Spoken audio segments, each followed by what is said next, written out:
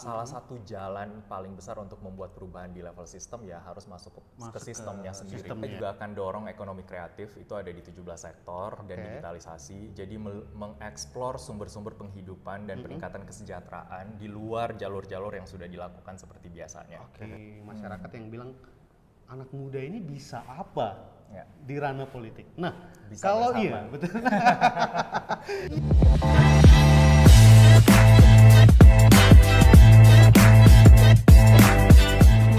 Ke toko Ampa bareng si Lulu.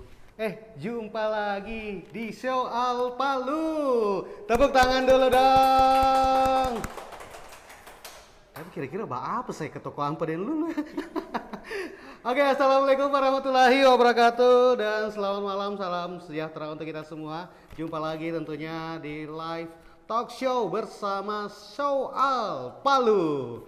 Sebelumnya terima kasih dulu buat kalian semuanya yang sudah ikutan join nonton kali ini.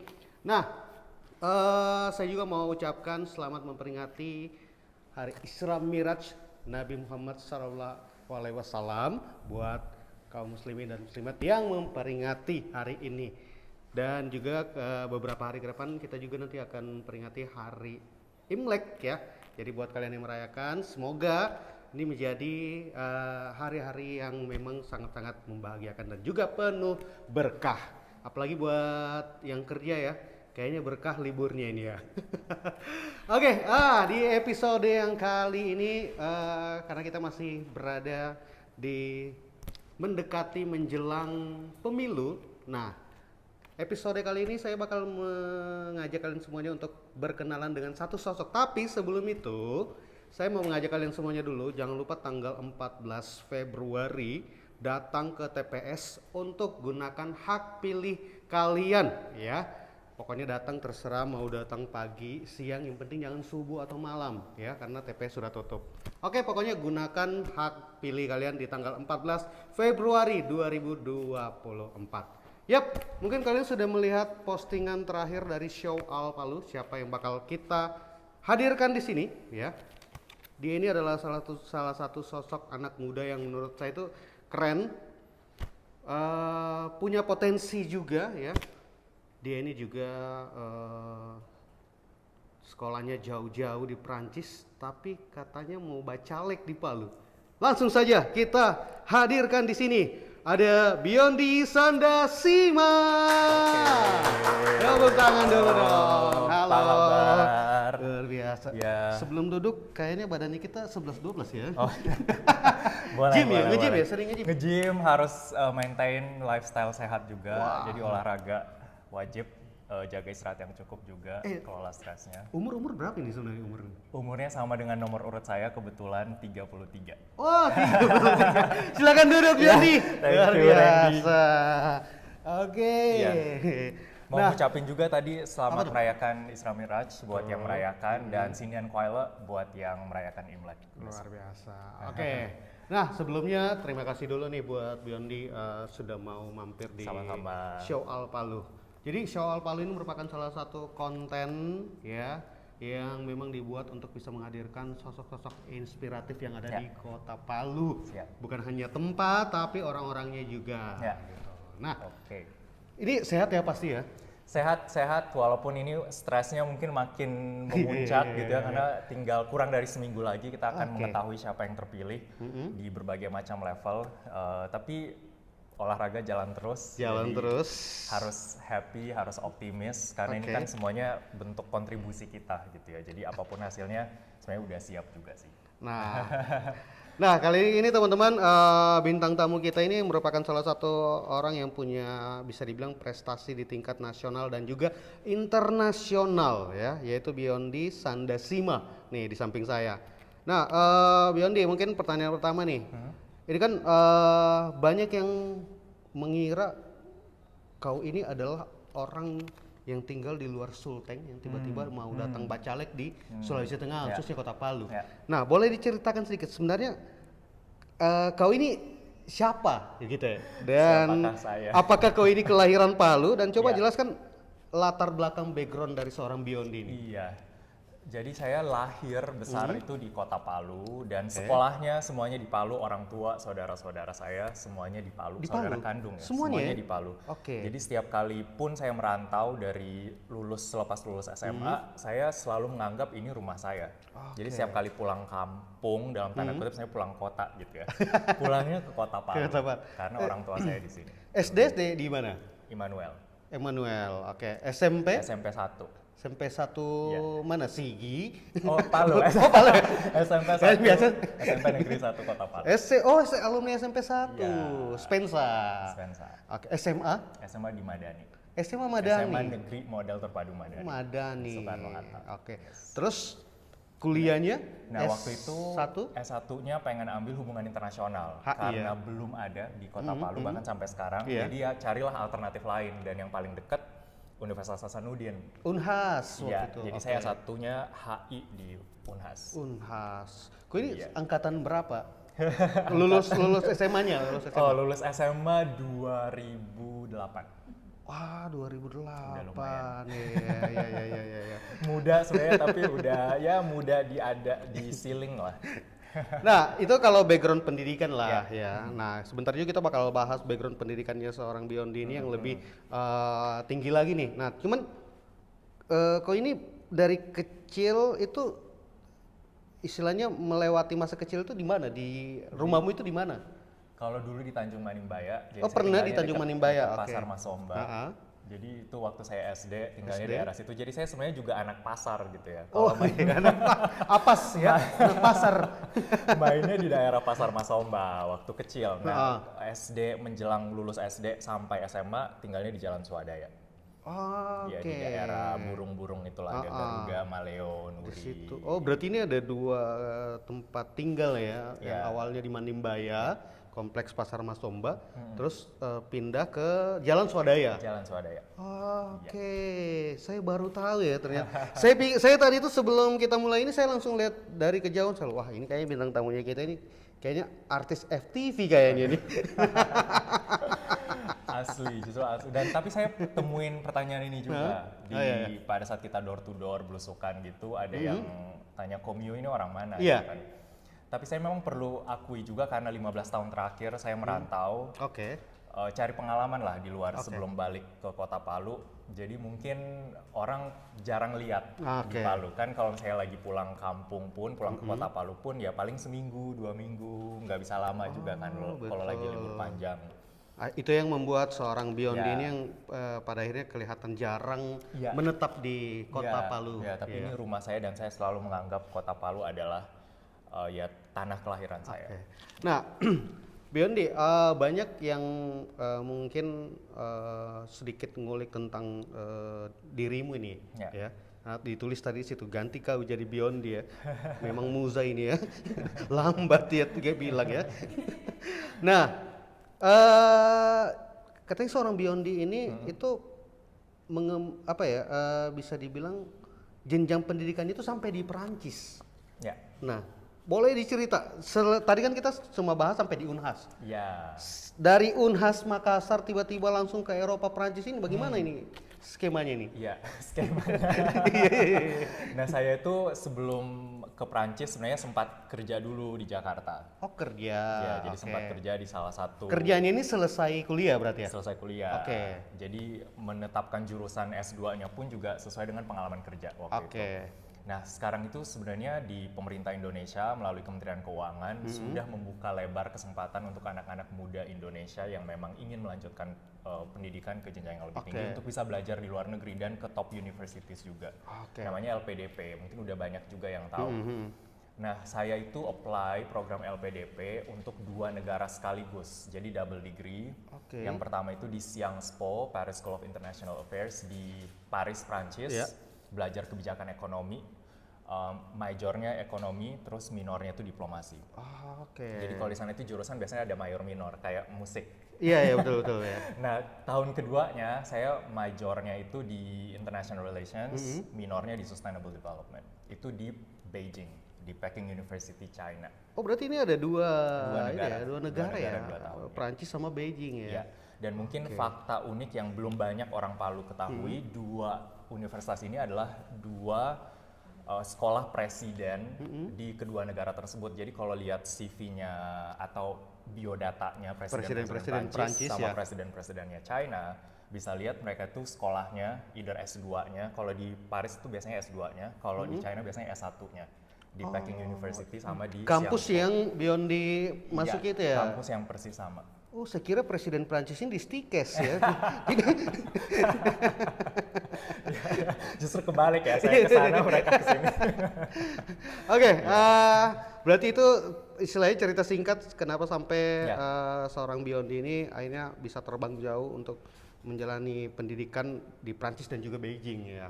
Nah, ini kan ambil jauh-jauh untuk sekolah yang ada hubungannya dengan diplomasi, politik dan juga kebijakan ekonomi nih di Prancis dan juga Beijing tadi.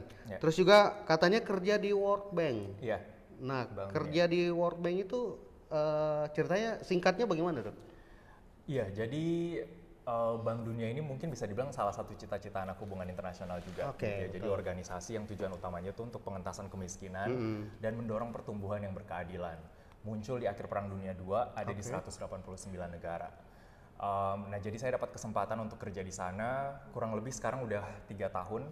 Oh, sudah 3 tahun nih di World Bank? Kurang lebih 3 tahun, tapi memang semasa kampanye ini ya saya berarti harus stop dulu di sana, kemudian full berkampanye di sini. Nanti mungkin kita bahas kenapanya. Tapi ya saya kerja di Bank Dunia menangani specifically project yang berkaitan dengan digital governance. Oke, dan banyak penghargaan nasional yang dan juga internasional yang didapatkan seorang Biondi ini. Nah, kalau saya mau tanya nih sama Biondi, kenapa sudah istilahnya nih secara karir pendidikan dan juga pekerjaan itu sudah enak lah ya di luar negeri ya. Tiba-tiba akhirnya kepikiran untuk datang di 2024 ini untuk nyalek di Kota Palu. Kenapa jadi caleg ini seorang Biondi? Mungkin buat yang baru kenal atau baru follow itu akan kaget. Tapi untuk teman-teman saya yang tahu saya dari kecil dan udah berteman dari dulu, mungkin tidak akan kaget lagi. Karena di banyak caption saya itu saya selalu bercerita tentang kerinduan saya ingin balik ke Kota Palu. Mulai dari bikin Palu Produktif, dari 3 tahun yang lalu juga. Oh, itu platform ya? Ya, itu platform pelatihan yang saya buat juga untuk anak-anak muda Kota Palu. Pas saya ikut Elemen of the Year juga, tahun lalu saya juga mention bahwa main audience saya itu sebenarnya saya ingin menginspirasi anak-anak muda di Kota Palu, di Sulawesi Tengah, dan bahkan di Sulawesi inilah, bahwa dari manapun kamu berasal itu tidak menjadi definisi kemana kamu bisa mencapai impian kamu. Gitu kan. Jadi saya pengen balik lagi untuk bisa berdampak lebih luas untuk tempat di mana saya lahir dan besar. Dan tapi memang saya perlu akui, saya berpikir itu mungkin baru akan balik 20 tahun lagi, 25 tahun lagi. Pada saat sudah lebih siap, saya udah kebayang pengen S3 dulu, gimana gitu kan. Atau berkarirnya juga mungkin sampai benar-benar matang. Tapi saya rasa kalau harus menunggu sampai idealisme saya juga tergerus, sampai energi saya juga sudah habis, inovasinya juga mungkin sudah tidak relevan lagi karena dunia terus berubah gitu ya. Jadi butuh energi baru, inovasi baru, ya mungkin saya juga udah nggak relevan lagi, udah nggak dibutuhin lagi juga. Jadi saya berpikir dengan momentum ini kenapa enggak saya mencoba memperkenalkan diri lebih luas ke teman-teman yang ada di Kota Palu, melihat juga penerimaan dan kesiapan sistem gitu ya, untuk menerima anak muda berkarya. Jadi kenapa nggak kita pakai momentum ini untuk bisa kembali ke rumah sendiri, membangun Kota Palu. Tapi memang saya perlu akui juga Randy, tidak bisa sendiri. Tidak bisa sendiri, betul. Makanya saya bikin tagline kampanyenya itu bukan pakai nama saya sendiri. Oh, bukan pakai namanya Biondi? Saya pakai tagline itu bisa bersama. Bisa bersama. Bisa bersama karena satu, praktisnya dekat dengan nama saya, Biondi Sandasima gitu ya. Jadi mungkin orang bisa jadi lebih ingat, oh bisa bersama itu mirip sama nama Biondi Sandasima. Nanti kan nggak ada foto nih di pemilihan, jadi harus bisa ingat namanya. Jadi satu, itu membantu memori untuk ingat nama. Tapi kedua, saya juga percaya value atau nilai dan prinsip bahwa kita itu mau mengubah sesuatu secara signifikan dan besar itu memang tidak bisa jalan sendiri-sendiri, cari kepuasan sendiri-sendiri gitu. Saya berkarir di tempat lain, ya mungkin saya dapat kepuasan sendiri. Tapi gimana dengan komunitas yang saya tinggalkan di Kota Palu gitu ya, yang sudah banyak memberikan saya pembelajaran juga. Saya besar di sini, orang tua saya tinggal di sini. Kenapa saya harus kerja keras untuk daerah lain? kenapa tidak untuk kota kelahiran saya sendiri Luar gitu ya. biasa. Kasih tepuk tangan dulu dong. Ini yang memang patut dicontoh ya. Mau seberapa sukses kalian di luar sana, seberapa hype atau tinggi pendidikan kalian sana, pasti punya rasa atau punya keinginan yang besar untuk balik lagi ke tanah kelahiran ya. Betul. Kota Palu. Nah, ini yang sedang dicoba dan ingin lagi dijalani sama seorang Biondi, makanya dia datang ke sini itu memang melihat potensi apa yang kira-kira untuk bisa lebih dimajukan lagi di Kota Palu. Nah, salah satunya Biondi pengen menjadi seorang calon legislatif untuk bisa membangun Kota Palu ini.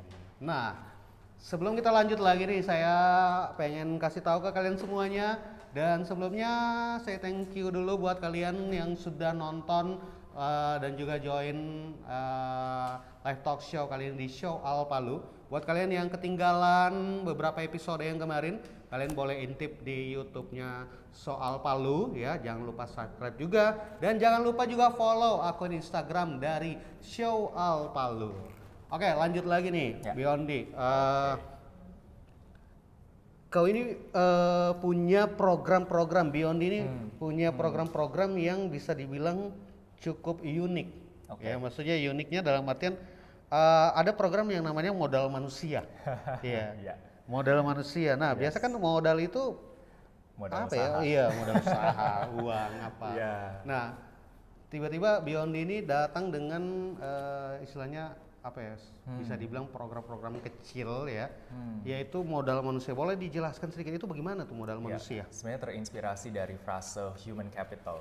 Dan di tempat kerja saya sebelumnya dan di banyak organisasi di mana saya terlibat sebelumnya, memang manusia itu bukan dianggap sebagai satu sumber daya saja, tapi sebagai core dan inti yang memang harus diberdayakan dan dibangun. Karena gini, percuma sebuah kota itu infrastrukturnya tinggi dan dirapihin, dimajuin, dibuat lebih estetik, tapi kualitas sumber daya manusianya ditinggalkan. Untuk Kota Palu secara spesifik memang terbatas apa yang bisa dilakukan dari sisi tupoksinya gitu ya. Yang bisa dilakukan di Kota Palu itu adalah tingkat SD dan SMP, karena SMA di bawah provinsi, kalau perguruan tinggi di bawah pemerintah pusat. Jadi secara spesifik di program saya yang teman-teman juga bisa akses di media sosial kami, di baliho yang kami sebarkan, kita akan fokus di SD dan SMP secara spesifik untuk meningkatkan kualitas bahan ajar oleh guru dan kesejahteraan gurunya sendiri. Tapi secara prinsip kita merasa bahwa ada potensi yang besar di human capital, di modal manusia yang ada di Kota Palu ini. Tapi bagaimana caranya supaya ini bisa, potensi ini bukan cuma sekedar potensi, tapi benar-benar bisa diwujudkan. Karena kota itu di berbagai macam studi kasus di banyak negara, biasanya investasi pertama, contohnya Singapura saja pada saat baru merdeka gitu ya. Jenis investasi yang mereka lakukan itu di sekolah-sekolah vokasi awalnya. Jadi mengajar guru gitu ya. Jadi guru juga dipersiapkan kualitasnya harus bagus. Skill-skill yang dibutuhkan untuk vocational schools kayak kejuruan itu juga disiapkan. Kenapa enggak kita juga siapin misalnya dari tingkat SMP. Atau mungkin kalau sekarang sayangnya itu anak SD SMP kita itu harus serba bisa. Mereka harus hafal semua pelajaran gitu ya. Matematika harus jago, olahraga harus oke. IPA IPS harus bisa ngafalin banyak hal, padahal ini anak kecil loh. Betul. Dan udah ditempletin, ini harus yang pintar itu yang jago menghafal, bisa jawab soal gitu kan. Iya. Padahal bakat anak kecil itu bisa sangat beda-beda satu sama lain. Kalau di sistem luar kan bisa di custom ya, tergantung bakat dari anak-anaknya. Jadi kita pengen cobain itu juga di Kota Palu. Berarti secara singkat sebenarnya modal manusia ini lebih ingin memaksimalkan potensi-potensi sumber daya manusia itu yang bukan hanya tidak template, istilahnya bisa olahraga terus gitu, tapi lebih memaksimalkan potensi-potensi yang lain juga ya, seperti itu. Dan ada di kualitas yang bisa bersaing dengan ya di tingkat yang di luar Kota Palu juga gitu ya. Nah, selain modal manusia ada beberapa program misi yang pengen di ini sama Biondi, apa aja selain itu modal manusia? Selain modal manusia, kita juga akan dorong ekonomi kreatif, itu ada di 17 sektor dan digitalisasi. Jadi mengeksplor sumber-sumber penghidupan dan peningkatan kesejahteraan di luar jalur-jalur yang sudah dilakukan seperti biasanya. Gitu ya. termasuk misalnya ekonomi kreatif yang dilakukan oleh influencer. Kenapa nggak pemerintah juga mendukung dan mendorong menciptakan support system untuk influencer? Karena ini salah satu cara anak muda bisa berkreasi dan bisa jadi sumber penghidupan juga. Contohnya ya ini, tempat di mana kita berada. Kenapa enggak juga didukung sama pemerintah? Dan saya tahu banyak potensi teman-teman yang lagi nonton yang juga ada di sektor ini dan belasan sektor lainnya. Gitu ya.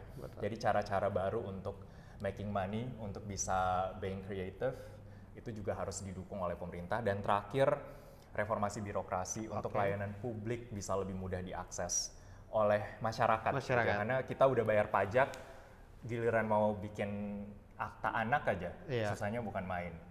Mau pindah rumah aja harus antri dulu gitu kan, ngurusnya berjenjang dari RT, RW. Padahal dengan digitalisasi harusnya di banyak tempat di negara lebih lain mudah ya, lebih mudah. Dan karena kita di kota gitu ya, harusnya layanan publik pemerintah itu juga bisa dimodernisasi dan lebih mudah diakses juga. Nah, itu yang pengen seorang Biondi ini istilahnya mau masuk ke dalam ini, ingin mengarahkan sistem itu mengarah ke beberapa program misi yang tadi sudah disebutin sama Biondi.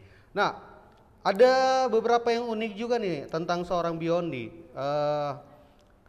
Ketika di luar sana banyak caleg-caleg ya, biar pohon itu dipaku ya. Oke. Saya tahu arahnya kemana. Seorang Biondi ini membuat spanduk, bisa dibilang baliho kampanye, tapi kelihatannya tidak kampanye. Contohnya seperti kayak membuat semacam kayak spanduk usaha, kayak begitu. Kayak apa ya?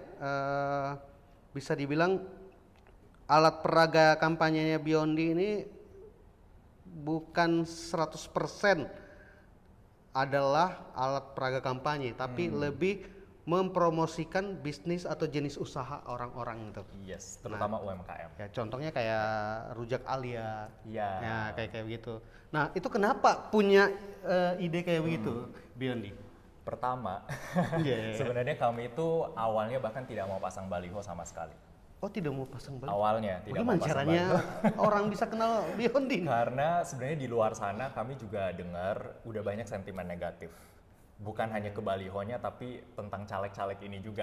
Saya juga merasakan dari dulu yang saya merasa bekerja dengan sepenuh hati dan ingin berkontribusi, panggilan ke rumah gitu kan. Tapi giliran orang tahu caleg, malah orang menganggapnya saya ini lagi mencari sesuatu. Padahal to be honest nggak ada yang saya cari di sini gitu ya.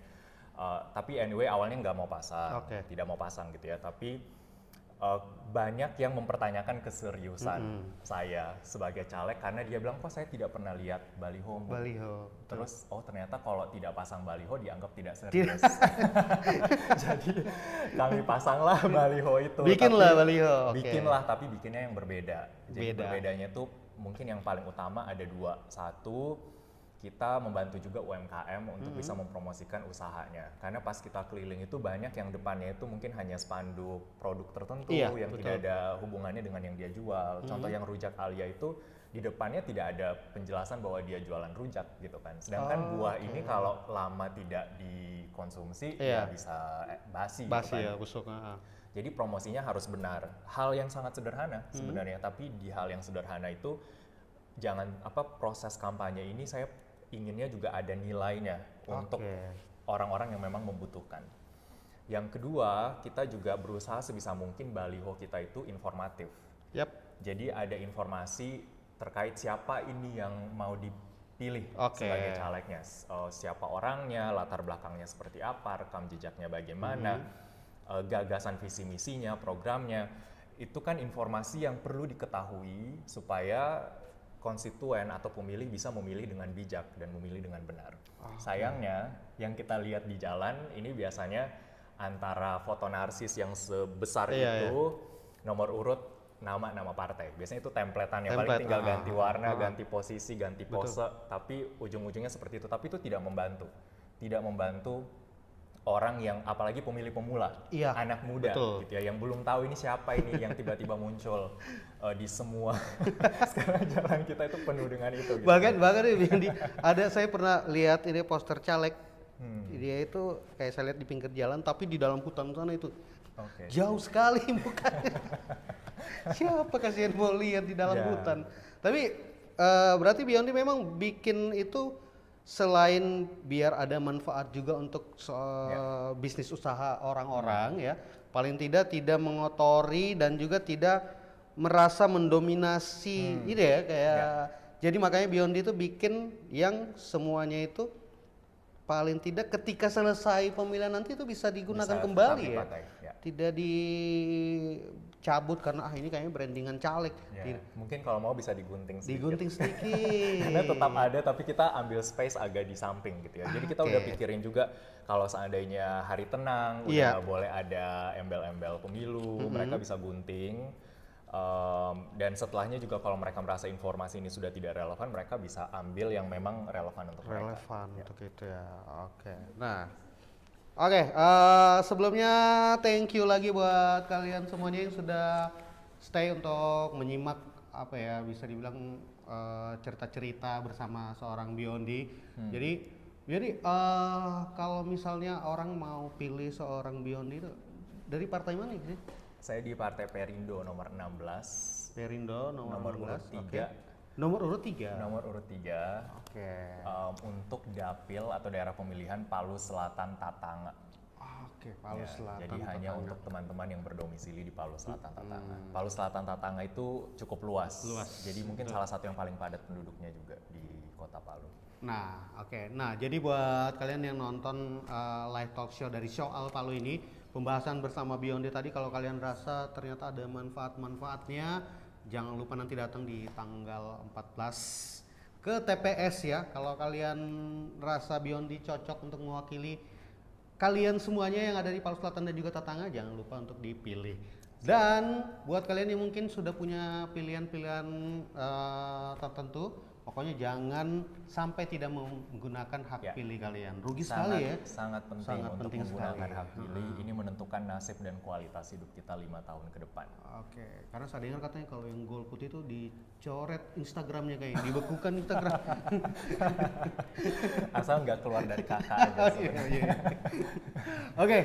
Nah, sekali lagi buat kalian semuanya yang mungkin ketinggalan di beberapa episode dari Show Al Palu, silakan langsung saja ketik di pencarian YouTube ya Soal Palu. Nanti kalian bisa nonton di beberapa episode-episode sebelumnya dan jangan lupa untuk follow akun dari Show Al Palu. Nah, lanjut lagi nih ke Biondi. 33 tahun terjun ke dunia politik. Politik praktis ya. Artinya kan terpilih atau tidak terpilih nanti ini merupakan hak dari semua masyarakat ya. Betul. Nah, tapi secara general ya, maksudnya secara umum nih, sebenarnya 33 tahun itu bisa dibilang adalah usia anak muda yang lagi gencar-gencarnya kejar karir ya. Nah, seorang Biondi ini lebih memilih untuk membanting setir ingin masuk ke dunia politik.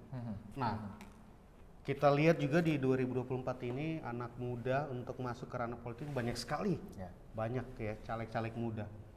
Nah, sampai ada stigma atau sanggahan dari masyarakat yang bilang anak muda ini bisa apa di ranah politik. Nah, bisa kalau bersama. Iya, betul.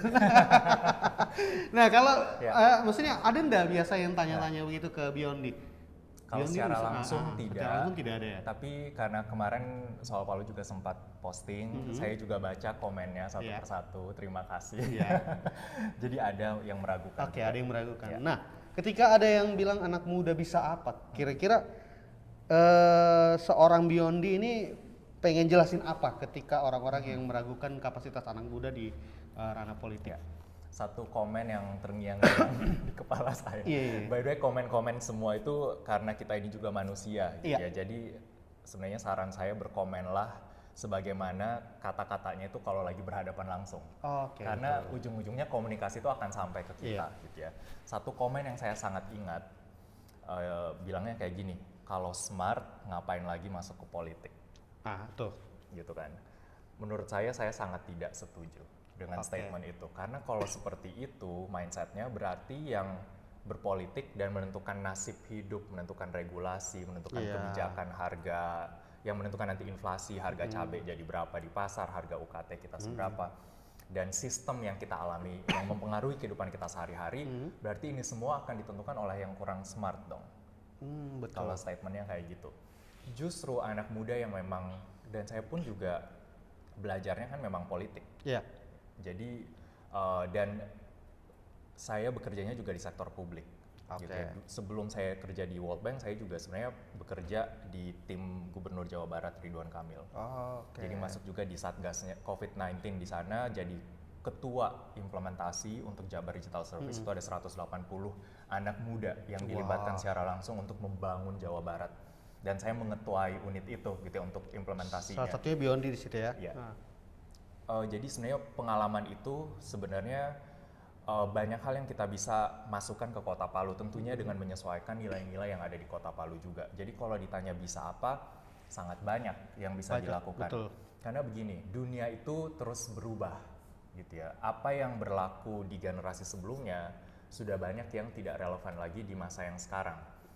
Jadi, dan kedua, pemilih anak muda itu dominan sekarang. Jadi aktor anak muda adalah segmentasi terbesar di populasi kita, 56% lebih dari pemilih pemula, yang juga berarti demografi kita gitu ya, itu adalah Gen Z dan milenial. Kalau pemilihnya pemula dan ini adalah proses menunjuk wakil yang akan ada di parlemen dan menentukan kebijakan kita, kenapa enggak wakilnya juga anak muda yang lebih paham dengan isu-isu yang memang relevan dengan dunia anak muda. Betul. Jadi kalau ditanya bisa apa, justru anak muda yang harus berperan banyak sekarang. Secara energi ya mungkin pengalaman, kalau menurut saya anak muda pengalaman bisa dibentuk kan, bisa dilewati, dijalani. Nah, potensi untuk membangun kota, daerah, apalagi negeri ini kan pastinya butuh energi yang besar, ya. Nah, itu juga anak Betul. muda. Nah, itu dibutuhkan anak muda begitu ya, memang. Nah, berarti ini yang memang menjadi salah satu tujuan besar seorang Biondi pengen masuk ke dunia politik ya. Memang. Dan satu lagi mungkin saya sebenarnya juga sangat ingin menginspirasi anak-anak muda yang lainnya, karena saya tahu di Kota Palu ini banyak sebenarnya yang punya potensi, yang punya idealisme tinggi, punya energi yang besar, punya kerinduan untuk bangun Kota Palu bersama-sama juga, tapi takut untuk masuk ke ranah ini karena ini bagaikan kolam lumpur gitu ya.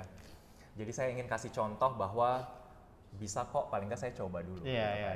Hasilnya nanti kita lihat, tapi kalau memang kita ingin membangun kota, salah satu jalan paling besar untuk membuat perubahan di level sistem ya harus masuk ke sistemnya sendiri. Jadi saya sebenarnya menyarankan buat anak-anak muda, ayo bangun kompetensinya, bangun kapasitasnya. Mungkin boleh cari pengalaman di luar, tapi ujung-ujungnya saya berharap kita yang sudah cari pengalaman di luar ini juga bisa bangun, bisa kembali lagi ke Kota Palu untuk bangun daerahnya sendiri. Karena kalau tidak istilahnya jadi brain drain gitu ya. Semua yang udah cari pengalaman di luar, stay di luar lagi, terus gimana dengan daerah kita sendiri? Luar biasa sekali ini. Kasih tepuk tangan dulu dong buat Biondi, sosok anak muda yang punya banyak potensi ya, tentunya hadir dan balik datang ke Palu untuk coba memberikan yang terbaik lah untuk kota kelahirannya itu, yaitu Kota Palu. Jadi buat kalian yang nonton ini mungkin sebelum-sebelumnya masih kurang kenal sama seorang Biondi, nah ini nih dia orangnya ya.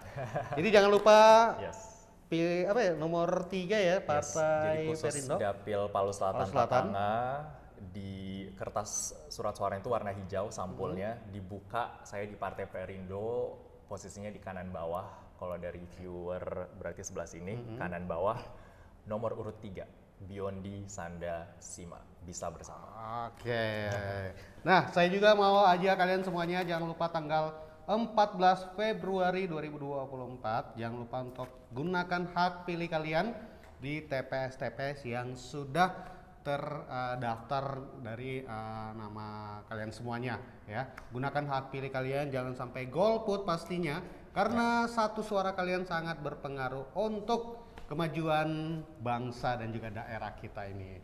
Oke, sekali lagi jangan lupa kalian untuk subscribe akun YouTube dari Soal Palu ya, Soal Palu, untuk kalian bisa lihat dan juga nonton episode-episode yang terlewatkan. Nah, sekali lagi terima kasih banyak nih buat Biondi, luar terima biasa. kasih. Sukses, semoga Siap, sehat-sehat makasih. sampai menjelang pemilihan nanti. Dan kita tunggu lagi kehadirannya nanti di Show Al Palu. Ya, apapun ini nanti hasil dari tanggal Apapun 14 hasilnya, Februari nanti. Semoga Biondi masih akan menjadi anak muda yang luar biasa, masih ingin mengurus dan memikirkan Kota Palu ini ke depannya. Terima kasih banyak. Terima kasih juga buat kalian yang sudah nonton. Saya Randy Brandy undur diri dan Biondi Sandasima. undur diri juga. Mohon maaf jika ada salah-salah kata apapun itu. Sampai ketemu di episode selanjutnya dari Show Al Palu. Assalamualaikum warahmatullahi wabarakatuh dan selamat malam.